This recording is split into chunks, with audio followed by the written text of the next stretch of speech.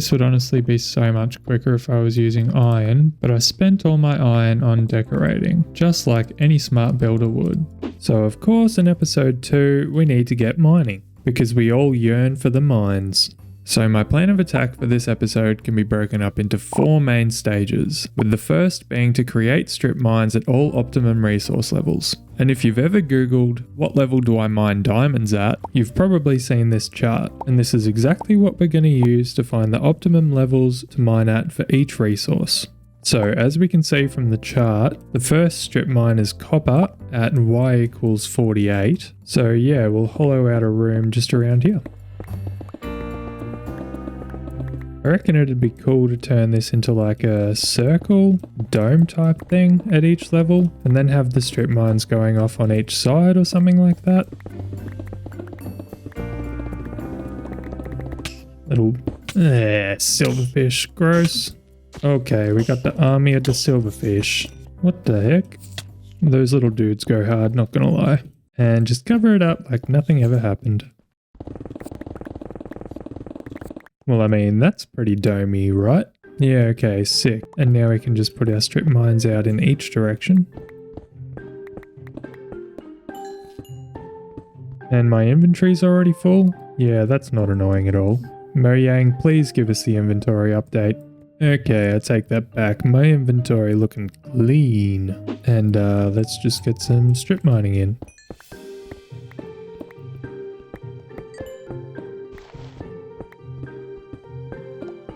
Yeah, nice. Look at all that copper. We got them early game Terraria vibes.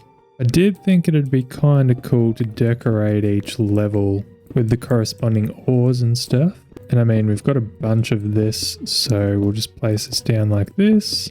And then we can also get coal at this level, so yeah, okay, that's not too bad. We'll just head up and grab some spruce and some deep slate. Oh yuck, this is off center. We don't talk about that. So I'm sort of thinking I'll put in a spruce floor through here. Just like that. And then I was thinking cobblestone paths to each strip mine might look cool. So I'll just repeat it on the other sides.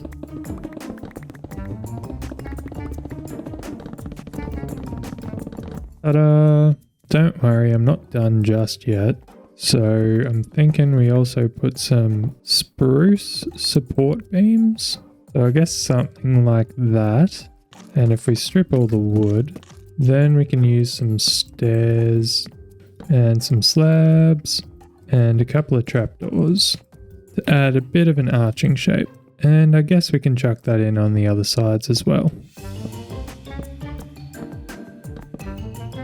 Nice, coming together pretty cool. And I guess the last thing I want to do is fill this in with deep slate.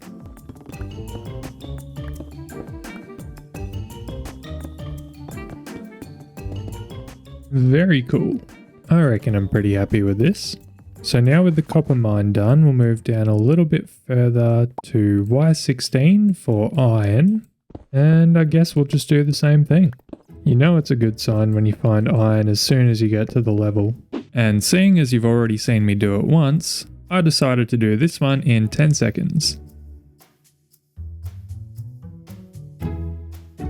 And that's the iron level done, all bar a few trapdoors. Honestly, it's no wonder why I run out of resources so quickly. Before I move down to the lapis layer, I've got some sheep to breed to keep good on my promise from episode 1. And to house 413 sheep, we're probably going to want to put in a new pen. So we'll start with the first couple of sheep, and I guess we'll start a sheep counter. And of course, make sure to hit subscribe to join the sheeple gang. I'll breed 1 new sheep for every subscriber I get from this video.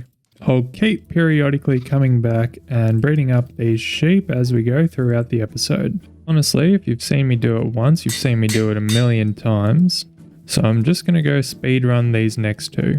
So I headed down to y equals 0 for lapis, and y equals -16 for gold. And I also increased the sheep count. And now we only have 1 more to set up. As you would have seen, at the gold strip mine, we actually ended up at the deep dark that we found last episode, and venturing around through here I also found a cave with a zombie spawner and another ancient city, I think. Honestly, it's probably the same one, but I think hopefully this zombie spawner might be close enough to our skeleton spawner, and by that I mean close enough to set up a double spawner. And after grabbing some spruce, we can head down and do the diamond strip mines.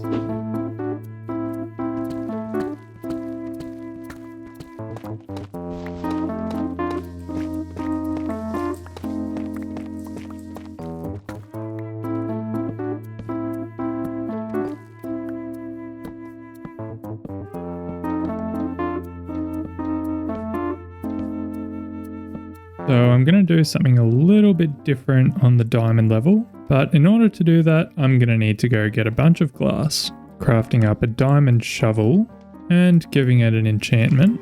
Nice. We can set off to go and find a desert to grab a bunch of sand.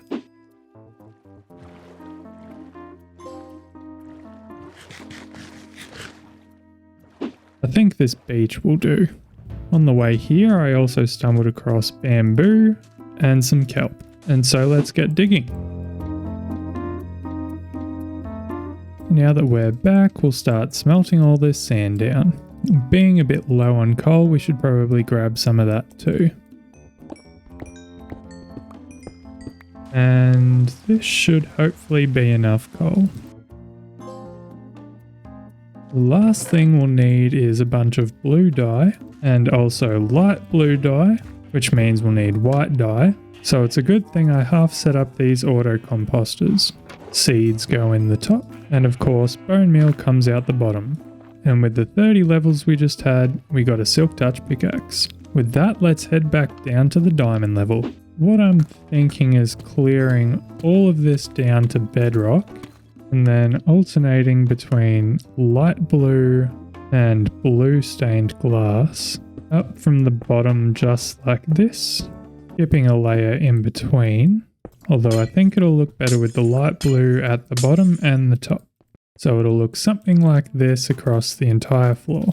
And I reckon this will work better as a time lapse. And so here I am clearing out all of the stones and then replacing it all with the glass. And after raising everything up one block, I think I would now consider stage 1 complete. Mangrove propagule, I'll take that, thank you very much 1DT. And so that now brings us to stage 2, building a miner's cottage. I plan on using a similar style to the first 2 houses that I've built, with more of an emphasis on darker tones. I'm thinking I'll build it up here, but I need to flatten out the area a little bit first.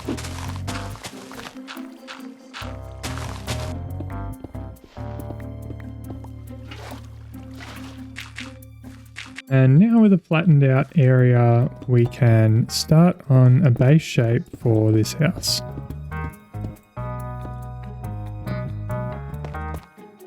Yeah, I reckon I can make the shape work. So we'll continue the tuff around and transitioning into andesite. And we can probably now start to put our roof in.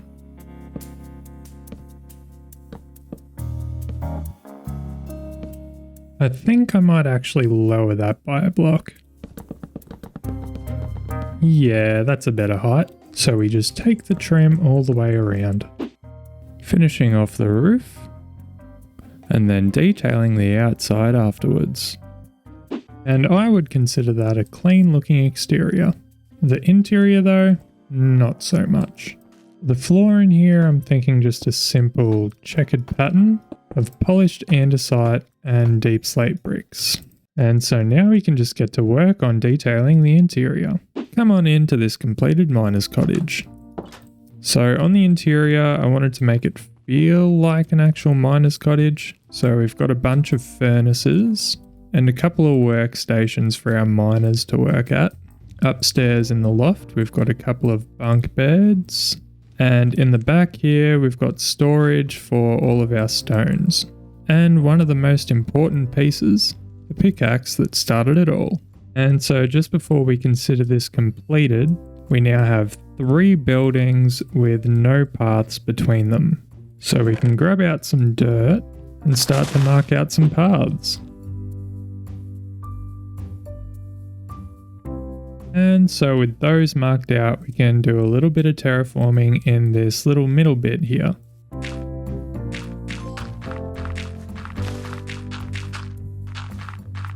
And so now we can just grab our gravel and make some coarse dirt and start placing in these paths.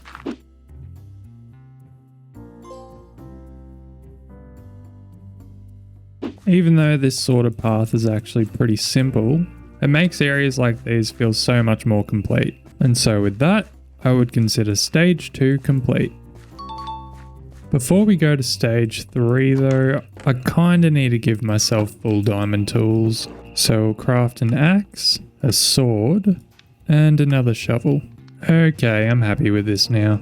So moving on to stage 3, I want to set up a way to get all of our resources from the bottom of our strip mine up into our new miner's cottage. And because the quickest way to get items up is with soul sand, we'll grab some obsidian and make a portal. Perfect spawn. So we'll just grab some soul sand and some quartz. And that's about all we need for now. But before we deal with the item transport, it could be a good idea to deal with my own transport.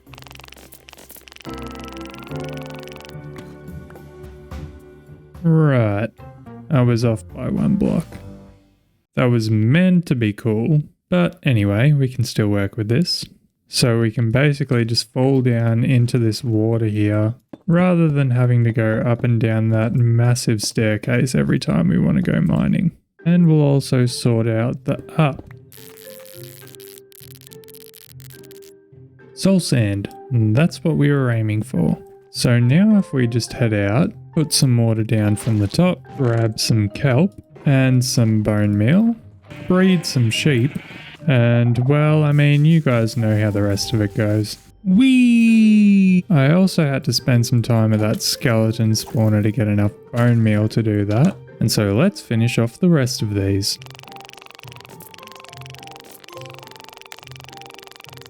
And now that the player transport part is all done, we can get started on doing some item transport. So the idea will be to have barrels on each level, which will drop our items into one central bubble column, taking them all up into the miner's cottage. And so if I remember how to do this correctly, need a comparator, repeater, and 4 redstone dust. And let's see if this works.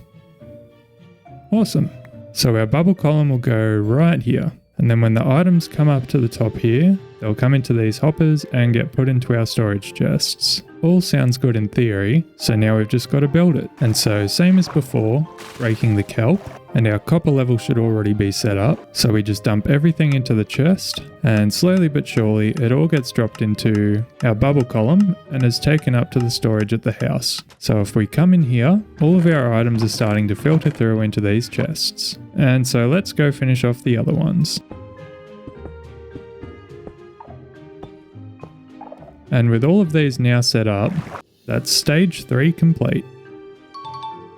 Moving on to stage 4, I'd really like to set up those mob spawners that we found so that we have a source of XP and bones. So we'll grab some materials out of our chests, and going down to the gold layer, we definitely have our work cut out for us down here. Start off by making a path around to where the mob spawner is.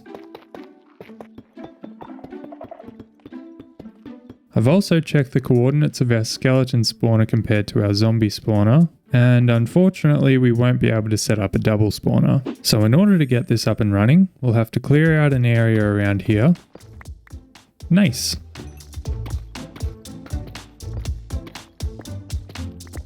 Now obviously for the most part, these things are pretty basic in the way that they all operate the same, but I'm going to take some inspiration from my skyblock world and have a chute for the skeletons to go up, where they'll travel across a couple of blocks and fall down to be on half a heart, so we can just punch them and they'll die instantly. Here we can build up our funnel. Skeletons need a 22 block fall. Nice. Anyway, as I was saying, skeletons need a 22 block fall to be 1 hit. So we need to go to y equals +6, which is here, and this right here is our drop chute. And of course, you probably all know by now that I'm going to put some builds down here as well. So I'll start by replacing all the floor with tuff, like I've already got in most places. And then we'll bring up all of these walls to be 4 high. And then we'll put in some central spruce pillars and strip them down, of course. Then we can put some stairs on each one and have some slabs slowly stepping down across the ceiling, and also bringing some more beams across, and then fill in the rest of the ceiling with deep slate tiles, make things a tad fancier in here with some trapdoors and some more stairs. And of course, the last thing that would be pretty useful down here are some chests. And now we can grind out some levels here. And because of this tube, we can see whether or not the spawner is working. This thing is definitely going to come in handy. And of course, that's stage 4 completed. Lastly, before we finish this episode, we've got to get our last 123 sheep, which this 246 wheat should get us there.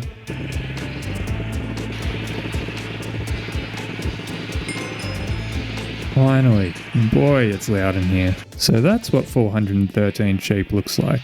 If you've made it this far, thanks for watching. Subscribe if you're new, and leave a like if you enjoyed the video, and I'll see you in the next one.